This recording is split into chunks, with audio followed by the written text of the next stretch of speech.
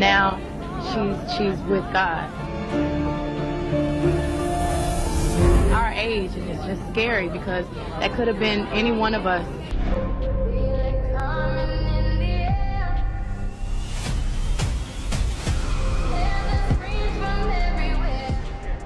He was trying to get at her as well, and I didn't know. And then she, like, it got brought up. Obviously, he felt the way. Wait, Blue Ivy is the new Aaliyah? People have been noticing that she's been copying a lot of Aaliyah's looks lately. Now, there's nothing wrong with that. Aaliyah is and always will be an inspiration. But there's another, darker side of the story if you ask Dame Dash. He has been consistently talking about how Aaliyah's death wasn't an accident, but allegedly an industry sacrifice. It's almost like ever since Diddy went down, more and more people are getting exposed. Besides that, multiple industry insiders claimed that Beyonce was insanely jealous of Aaliyah back in the day. So it makes you wonder why Blue Ivy is dressing like Aaliyah now, and if there's a deeper meaning to this than just Blue liking Aaliyah's style.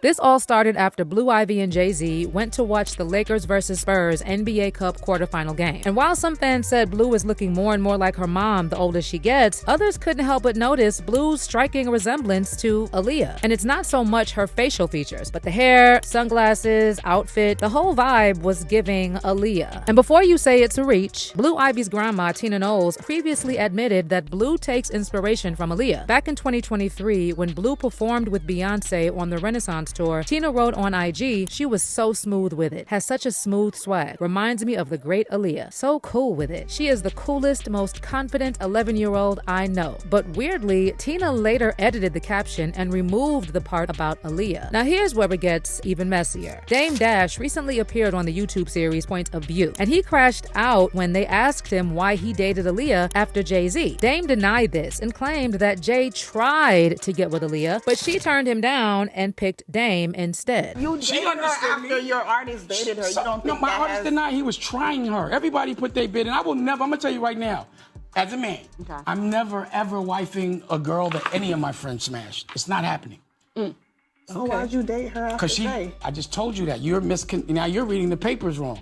We all were Even if he slept with her, why did you go after her? I just told you I would never. That should tell you something right there. We were both putting in our bid. None of us had scored. That's how it went. So when we were all trying to get at Aaliyah, everybody, that was Aaliyah. Yeah. So it wasn't him. Just because he tried and gave flowers and got denied don't mean I can't try and win. But that's not all. In another recent interview, Dame doubled down on these claims that Aaliyah turned down Jay-Z. And he also alleged that this is why Jay was so bitter and wanted to get revenge on him. The most fucked up shit was Aaliyah dying. That was the most fucked up shit.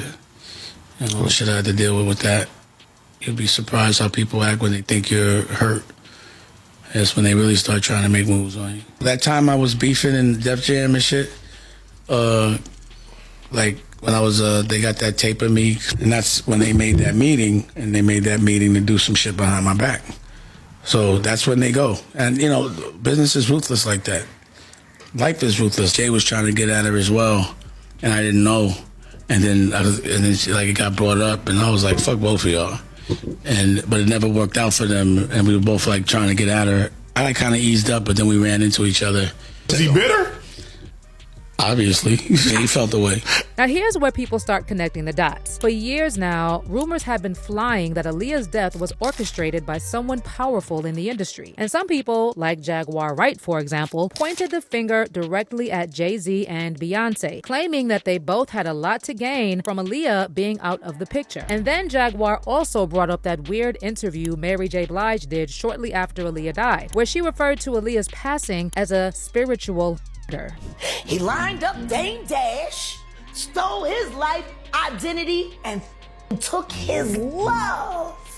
They're responsible for enacting Hype Williams to put Aaliyah on a faulty plane, to move her out the way as punishment for rejecting him, and so he could level up Beyonce, who was struggling. Let's just say allegedly that happened. Now, I want you to think about 106th and Park with Mary J. Blige. Now, that Mary J. Blige comment was definitely weird, because why would you refer to a plane accident as a spiritor? in the memory of Aaliyah? I don't even know what to say. I just know that was a murder. You know what I'm saying? That was a spiritual murder, whether people know it or not. Because God don't kill people. You know what I'm saying? Whether people know it or not. And I could go deep, but a lot of people I would have to really bring proof. You know what I'm saying? For what I learned. And she just was cut down in the prime of her life. And notice how Mary said she could go deeper and bring up other people who are allegedly involved, but for some reason, she never explained what she meant by this, and no one ever questioned her about it. Now let's go back to the Jay-Z and Beyonce connection. So these two officially went public with their romance in 2001, just months after Aaliyah's tragic passing. Aaliyah died in August 2001, and in November, Beyonce and Jay-Z appeared together on the cover of Vanity Fair as a couple, and Jay told the magazine at the time that they were just beginning to try to date each other. As for Aaliyah, she was cut down in her prime. See, when Beyonce was just starting to make a name for herself as a solo artist, Aaliyah already had 2 Grammy nominations behind her and was working on her highly anticipated 3rd studio album. Aaliyah also had unique crossover power, which Beyonce later tried to emulate. Aaliyah appeared in a number of big budget movies behind her, including Romeo Must Die and Queen of the Damned, and shortly before her death, she was signed to appear in several other projects. I love music with my heart, and I love acting as well. There's some similarities, but yet there are a lot of differences as well, and I like doing both. And with acting, I get to explore a different side of myself. It can be very cathartic in a lot of ways, and same with music, so I don't want to abandon one for the other. I want to try to do both as long as I can. Aaliyah was basically on top of the world, and everyone wanted to get close to her. So it's not that hard to see why Beyonce might have been a little intimidated. When Beyonce interviewed Aaliyah at the 2000 MTV Music Awards, she looked totally starstruck. And a lot of fans say if you watch the clip back, you can also catch a hint of jealousy coming from Beyonce. What's up, what's up? This is Beyonce on the red carpet with one of the hottest female artists out here, Miss Aaliyah. How you doing, girl? It's so good to see you again. You too. She's just looking fabulous. Thank what are you you. wearing tonight? I'm wearing Gucci shoes, Gucci. Got a little Indian jewelry working. Oh, that is hot. Thank All right. you. Now, you've been working it with these movies. Uh, Were you nervous?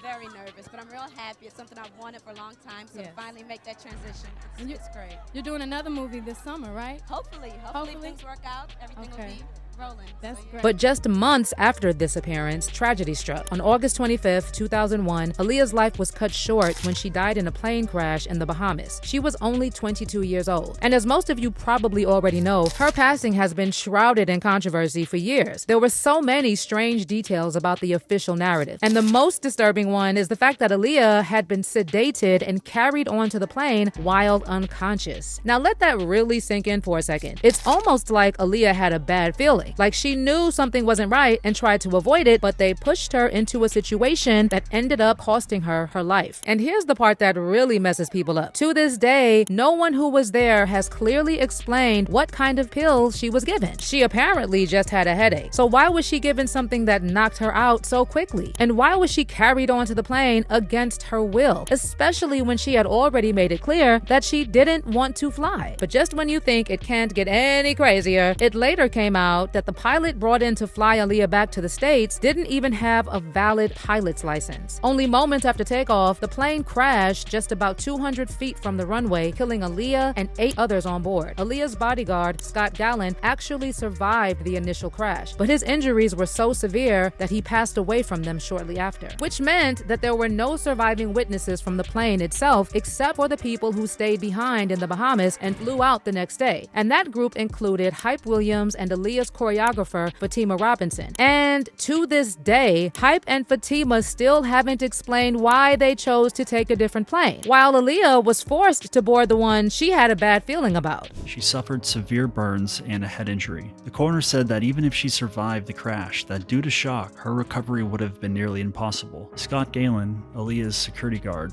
initially survived the crash but died shortly after. He spent his last moments asking if Aaliyah was going to be alright. The NTSB reported that the aircraft was overloaded and was carrying carrying one more passenger than it was certified for. The maximum weight had been substantially exceeded, and the center of gravity was positioned beyond its real limits. They also stated that pilot Morales had only been hired just 2 days before the crash and was not approved to fly the aircraft. He falsely obtained his license by showing logs of hundreds of flight hours he had never flown. He also reported no contest to a cocaine charge just 12 days before the accident, and his toxicology report revealed traces of cocaine and alcohol in his system. Even though the official investigation ruled that the crash happened because the plane was overloaded, a lot of fans over the years haven't fully bought that explanation, and some people have gone as far as to speculate that Aaliyah's death was an industry setup. What really fueled the rumors is that just a few months after Aaliyah passed, Jay-Z started working on his 7th studio album, The Blueprint 2, and that project included his very first collaboration with Beyonce, 03 Bonnie and Clyde. The song blew up, became a massive hit, and pretty much kicked off Jay and Beyonce's whole power couple era. Jay later told Rolling Stone, "We exchanged audiences. Her records are huge top 40 records, and she helped Bonnie and Clyde go to #1. What I gave her was street credibility, a different edge." As for Beyonce, she really needed something that gave her a different edge. Outside of her work ethic, there honestly wasn't much separating her from the other talented female vocalists at the time, but she was dead set on becoming a superstar. Now, this is where the rumors started getting way darker. According to certain insiders, including Beyonce's former bodyguard, Uncle Ron, who passed away suddenly last year, it's alleged that Beyonce and Jay-Z stepped on and sabotaged multiple artists on their way to the top.